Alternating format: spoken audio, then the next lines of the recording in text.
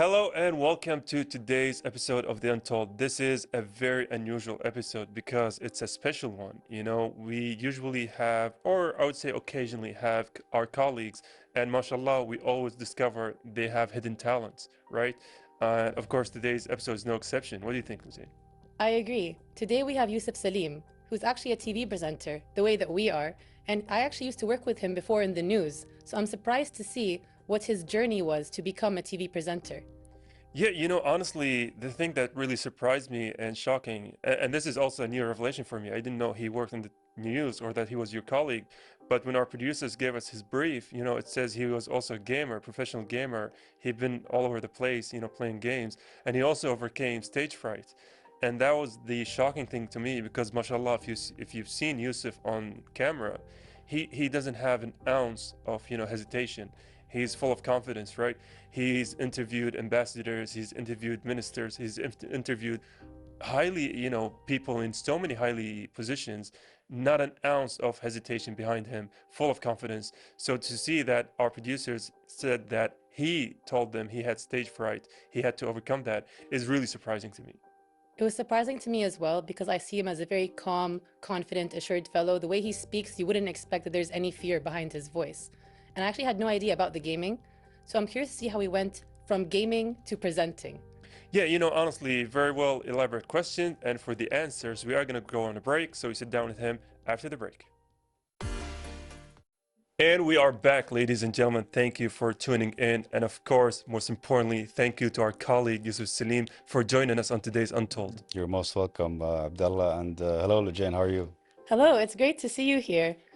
We actually go way back working together. So I want to talk about how your career started. Can you tell us the untold story of Yousef? Yes, definitely. First of all, thank you for having me on your special show, Untold. I've seen a lot and I really like it. First of all, I'd like to tell everybody about my career and how eventually I escaped stage fright. And therefore, as a child, some people transfer from English school to Arabic school and they have difficulties learning Arabic, right? So I took my time learning Arabic, and on the side, I started playing a game on the computer called Warcraft 3. I think we've all heard of that one. I'm not a big gamer, but I think World of Warcraft is a very popular game. Yeah. Yes, it eventually developed into World of Warcraft, but Warcraft 3 is a MMORPG. So What does that mean? it's basically you have to build an army, and then you fight with other people one-on-one. And in Europe ladder, as you know, online, I reached top ranks, so I was rank 3 Oh, wow. in Asia and Europe. And therefore I competed also and I qualified in Dubai. And I realized that gaming careers actually generate money. So that was really interesting for me. I mean, that's amazing. I have heard that nowadays esports is becoming quite a thing, but back then it wasn't as known for making money. Abdullah, I've heard that you're also a gamer, so what are your thoughts? Yeah, honestly, the things that Yusuf just said, it's kind of reminded me, on a much smaller scale of my childhood, right? I was going to PC cafes, playing video games with my friends, and basically you could call it the grandparent of esport, because the things back then is that, you have a PC cafe and then all of them would chime in, like everybody would put, 10 KD or 20 KD, and then all of that money would go to the tournament prize, and then whoever the team wins takes it. And if you're a kid, you're 13 years old, 14 years old at the time, that was a lot of money, right? Yeah. Yeah, so chasing that goal, especially in PC cafes, is honestly amazing, and you just brought so many memories. Yes, Abdallah, Lujane. And since, back in those days, 20 KD as for children was a lot, right? I mean, you were rich when you had 20 KD as a teenager, I think. Kind of, yes. So therefore, my older brother, he took me to this cafe in Salmiya and he introduced me to another game, FPS shooting game, and I was really good. So we made a team with the 2 Korean friends and 1 Lebanese guy and my brother. And therefore we started winning competitions and generating like 50 to 100 KD each week. Oh, mashallah. So when you're 17 and you're generating this much of money, it's really good for you. Every weekend I used to go out and buy shoes and buy clothes. And I used to depend on myself a lot. And after that, we developed. Later years came on, more competitions came in. And then we went to Dubai, and the money was really heavy. So like almost 500 to 700 KD for each member. So that was really great. I mean, that sounds really good. And I think you're fulfilling a lot of boys that I know's dreams. Like my brothers would have loved to be able to do this competitively and make money because they love gaming so much. I know nothing about it, but as Abdullah said, it's like brings back his childhood memories. And I think you would have loved to make money from gaming if you could have.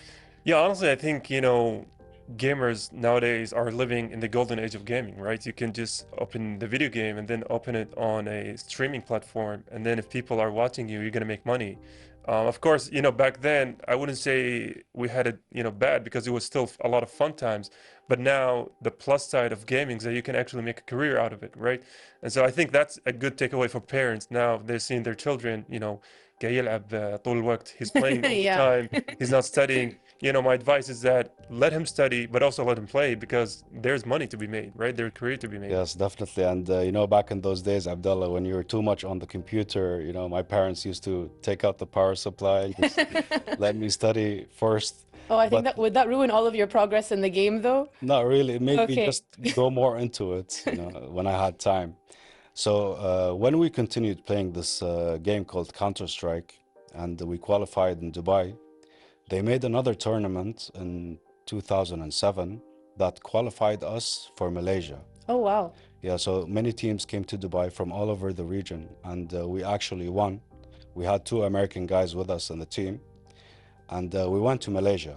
So, there you're on a stage, there's a lot of crowd, there's a lot of pressure, there's a lot of tension. Everybody had their adrenaline up, and you had to perform. But unfortunately, us 3 Kuwaitis, yes, we did good, but we were lacking some experience from these Americans that were with us. Therefore, in 2008, they made another qualifier to go to Wuhan, China, Oh, wow. for a grand final that will take you to Los Angeles for a $1 million prize. Wow, I had no idea gaming could make that much. Yes, they actually do make a lot of money, Jim. It's interesting. And therefore, we switched our 2 Americans with 2 Kuwaitis locally from here. And we went to China, right? And we were on stage and everybody was cheering. And all the cameras were around us. And we actually beat China, we beat Singapore, we beat Malaysia. We just lost to Australia and we got 2nd place.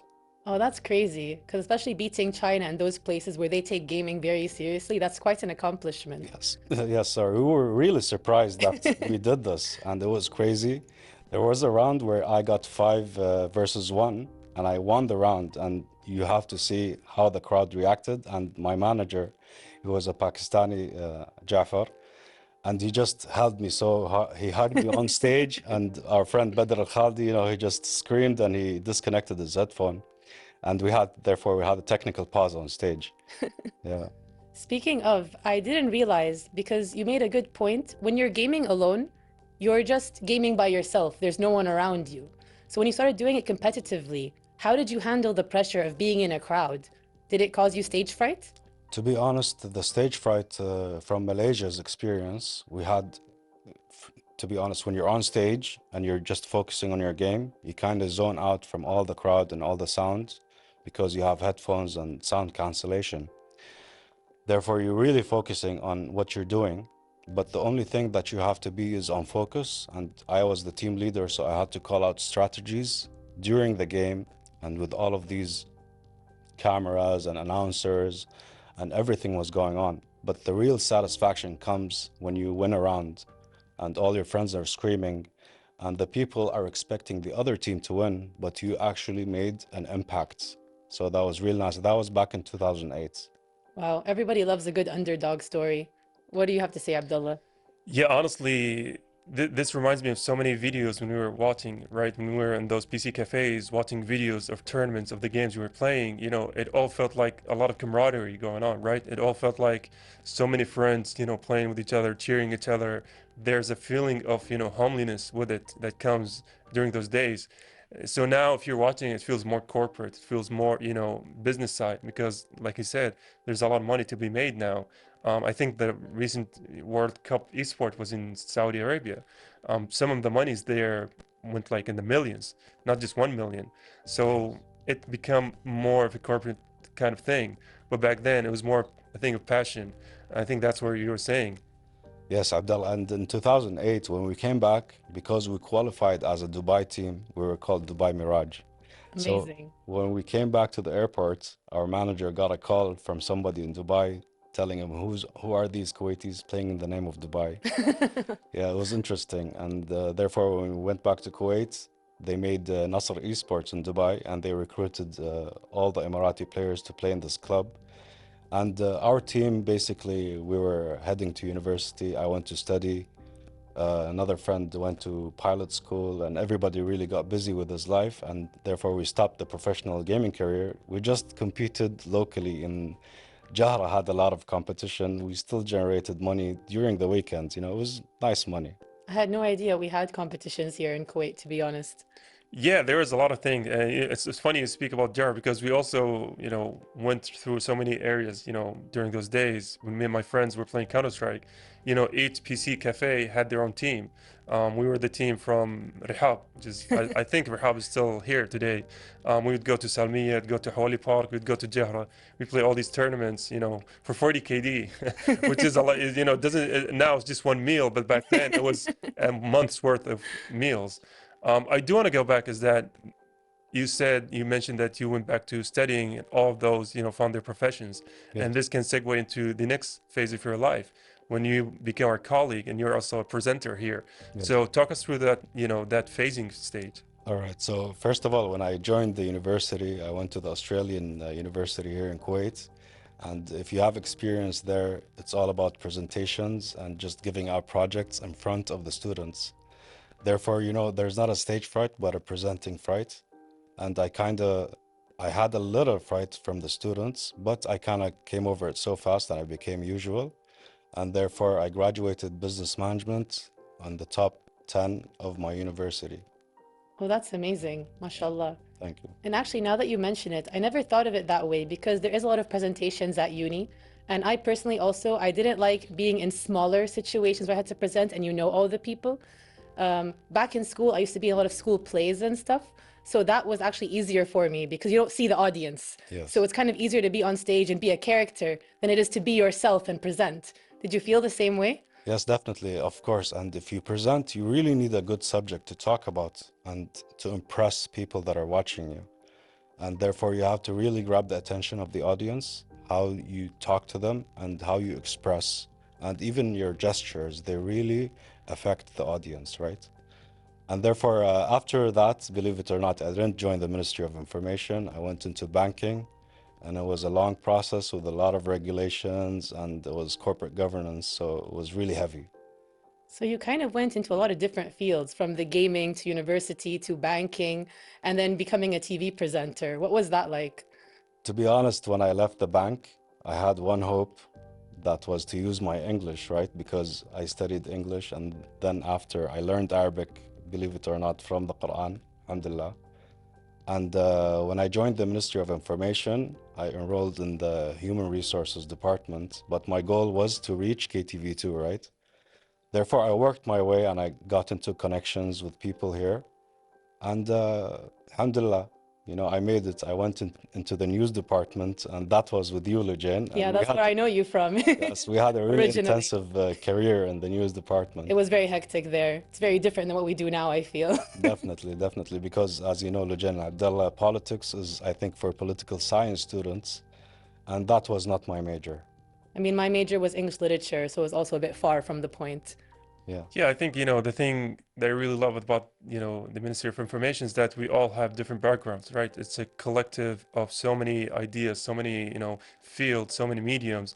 These people bringing all of them to create a product that hopefully entertains a lot of the audiences who, speaking of, we are going to go on a very quick break and we'll come right back after this one.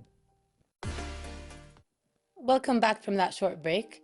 Yousef, we were just talking about the journey you've been through, from childhood to gaming, uni, a news editor as my colleague, Yes. before we both entered the TV presenting profession. So tell us more. How did you become a TV presenter? Yes, so basically when I moved from the news department to KTV2, the team in KTV2, they're so supportive and they back you up really. They tell really you what do. you're missing, they tell you what you need to do, and then it comes to your performance, right? So usually standing on stage in front of a crowd, right? It's different than standing in front of cameras and a crew. because when you're on camera and you're on KTV2, basically you're talking to your hometown and you want to impress people and you want to express the best feelings that you can for the people and how you really feel, and you want to be natural. So you just have to let it flow, and you have to improvise on the way, and just remember to be positive always. And it depends really on the program and what your vision is. But standing on stage and talking to different people, like interviews, depends on who you are interviewing. And if you're improvising on a subject, you have to research about it and you have to give facts and not lies, right? Your thought process and your decision making, you know, going from behind the scenes at the news and then to actually being in front of the camera in a live, you know, TV program nonetheless. So what was the decision making process there? To be honest, Abdullah, politics is not my area. I don't like politics at all. So I was into variety and I used to watch KTV too. And I really wanted to be there and I used to participate in some programs, but I had to do that shift. So the shift came in a decision in a moment of time in my life that was really critical. And I really did that decision. And alhamdulillah, it was really great. And more to mention, Abdullah and Lujain, about the stage fright is that when you start something, you have a secret word you want to say. It's called Bismillah ar-Rahman ar-Rahim. And then you just have to go and just believe in yourself. That makes a lot of sense because God will always put you on the right path no matter what. And if something isn't for you, you will not excel in it, I feel.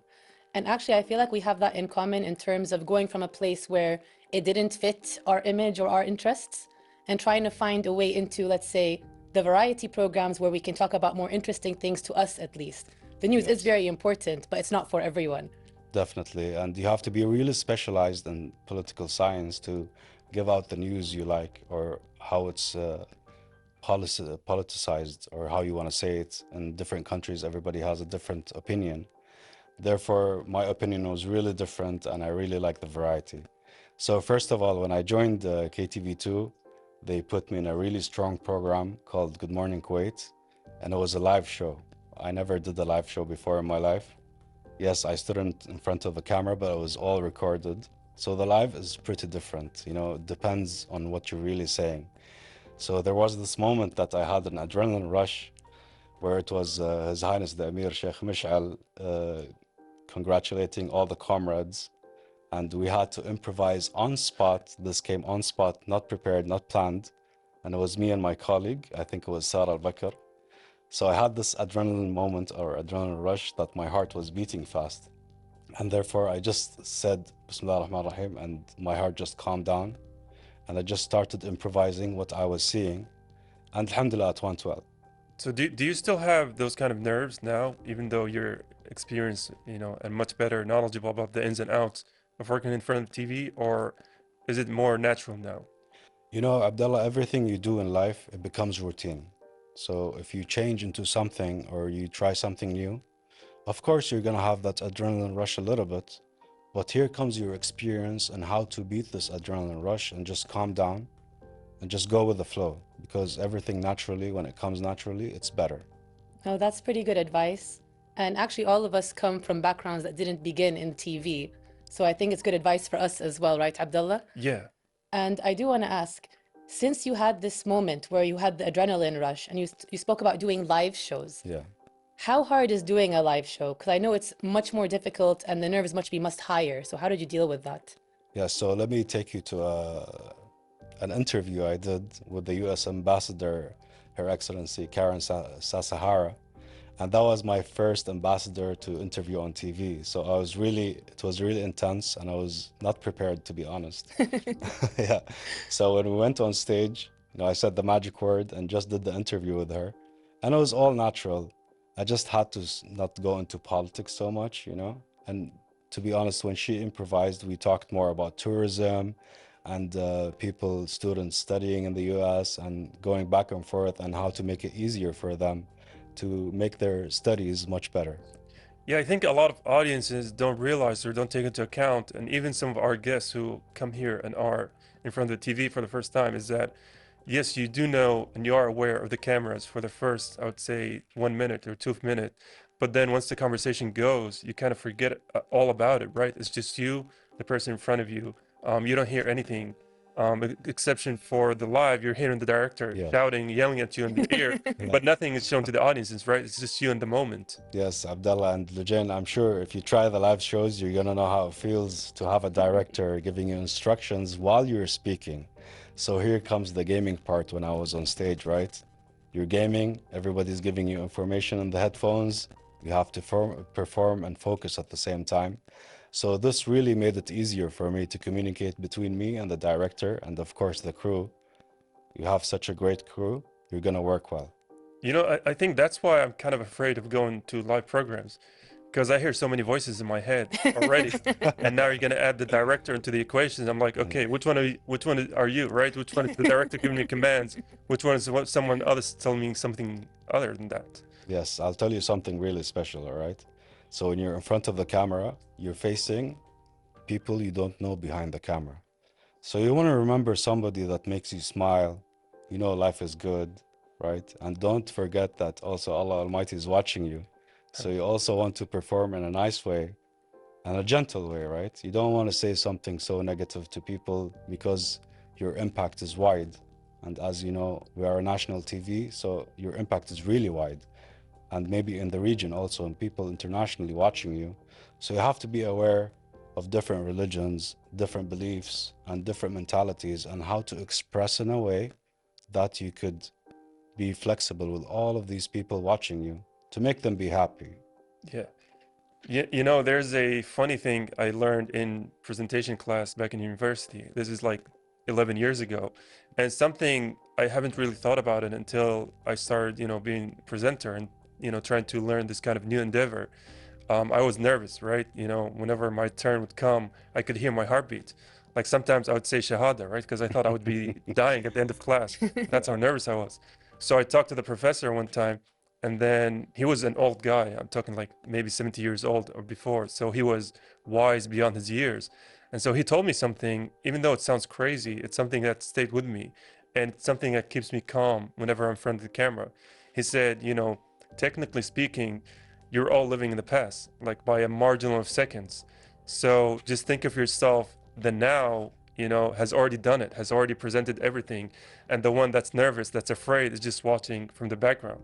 And it sounds crazy, but once you have a separation between the nervous self and the confident self, you can kind of, you know, play along and kind of, you know, be an actor in one of them, you know, reduce the nervous side and bring out the confident side, even though both of them are you at the moment. I know it sounds a lot of craziness, but, you know, it's something that kept me comforting. And I'm saying all of this to ask you something, Yeah. is what are your presentation skills or habits or, you know, your rituals? How do you overcome the habits you have on air? To be honest, Abdullah, I kind of learned a little bit from you that we are living in the past, but to be honest, we are living in the present. When you're live, you're present, right? Yeah. There's just a marginal seconds that the director has to close the screen if something happens. For example, emergency case happens, he can close the screen, right? But you have to really think about what you're saying to the people if you're improvising, because that impacts them. If you say something that is a negative thing about the weather, for example, you're not just impacting the people, you're impacting the weather, right? You're a performer, you perform live, not just for TV. Just imagine who can watch us, either from space, from the galaxies, maybe from another planet, right? There could be someone from another planet watching KTV too. Maybe. You know, we can say hi to you from here, from Earth. Yes, and you're most welcome to the planet, right? People want to live, people want to be experiencing the beautiful nature that we have in our beautiful world. And especially here in Kuwait, we have a lot of things to mention about archaeology. And if you think about it, in the Ice Age, all the animals came to a hot spot where Kuwait is. To be honest, that's why I think there's a lot of oil, alhamdulillah, here in Kuwait. Alhamdulillah. I mean, that's a new theory. I'm not sure if it's true or not, but I'm loving the philosophy we've got going on. TV presenting philosophy. You guys should write a book together about the time and the presenting and the dinosaurs. I'm not really sure, but I do agree with you that there is something to be said about connecting your present self with your presenting self and trying not to think about what's behind the camera. A lot of people get, I think, confused or nervous because they're focusing too much on everything around them and not being in the moment, being with the guest, being with the other presenters. And when I first started, I was a bit nervous at first to forget that there are people watching me behind here. Yeah. Like they wouldn't notice, but I would try not to shake my leg because it would happen without them noticing. And eventually it went away, as you said, with practice, with experience. And the more that you do this, the easier it becomes. And you mentioned about improvisation being an important skill. So could you tell us more from your idea how important it is? All right, so since we're all here TV presenters, I'm sure everybody from us has different skills to give and different fears to have. For example, you said you shake your legs. For example, Abdullah hears something. For me, it's like what people think, right? I have to fix what they think or just give them an impression that's really good so they can continue a day. So for a skill for me to have is to smile all the time. That's not a skill that you gain. You have to smile all the time. And to be honest, it's a good training for your cheeks, maybe. I don't know. You'll get used to it. It'll be really fun. So that's one of the skills, right? And Abdullah, you said you had rituals to do, or I had rituals to do. To be honest, I like it. I just like to come, join the action. Be in the moment. Yes, no plans. I just like to have fun. Do you try to prepare beforehand with any interviews? To be honest, the interviews, if they're difficult, right, I have to read the script because I have one mission, and that mission is to pronounce correctly.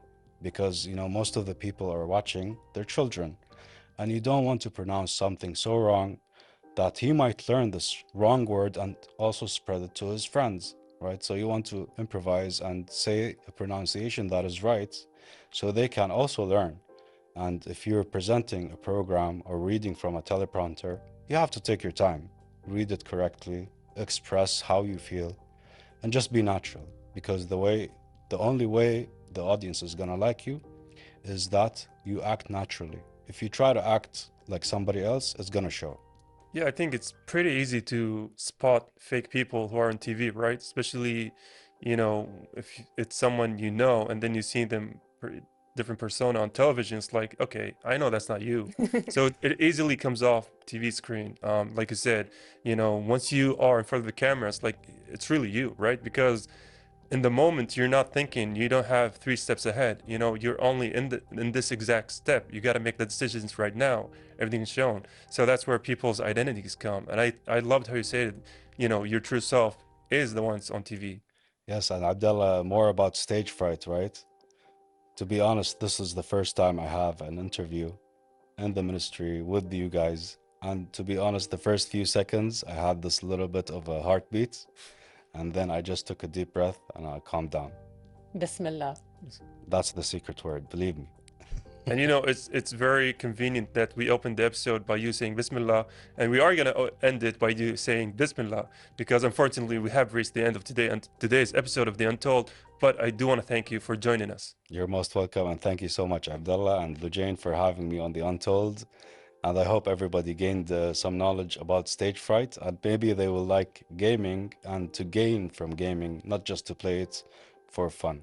I think so. I think you managed to impart a lot of amazing wisdom, and I want to thank you for joining us and walking us through your journey. And I hope you enjoyed your time as a guest as well for the first time. I did really enjoy. Thank you so much. And we're going to go on a short break. Stay tuned. And that's it from us, the team at The Untold. Honestly, I love these episodes. Anytime we have one of our colleagues, it always feels like a Jalsa of Duaniya. You know, it's always fun, always exciting to talk about their hidden talents and everything. I was most surprised about his gaming history and how gaming can be competitive and you can make money out of it. I felt like I need to tell my brothers this. Yeah, honestly, you know, we were joking about it in the episode, but you know, he highlighted a very great point: is that gaming now, especially in today's world, it's not as much of a jinx on a child, right? They can make a living out of it, but of course, you know, you got to stay with your studies. And Yousef was a man of many talents. He was philosophical at times, he was funny at times, he was so educational, informative about our field. We really had an amazing time. I agree. And it was amazing to see how gaming actually helped him get over his stage fright so that when he became a presenter, he had a lot of tricks up his sleeve so that he could just present with ease. Yeah, honestly, he was very helpful to us. You know, I never skip a chance to learn from our colleagues, and hopefully the audiences got a little bit of help, got a little bit of insight on our process, on how we do things here, on the nerves, the mentality it takes. With that in mind, it's the end from us, the team at The Untold. Until the next one, goodbye for now. Goodbye for now, and I hope you enjoyed the episode.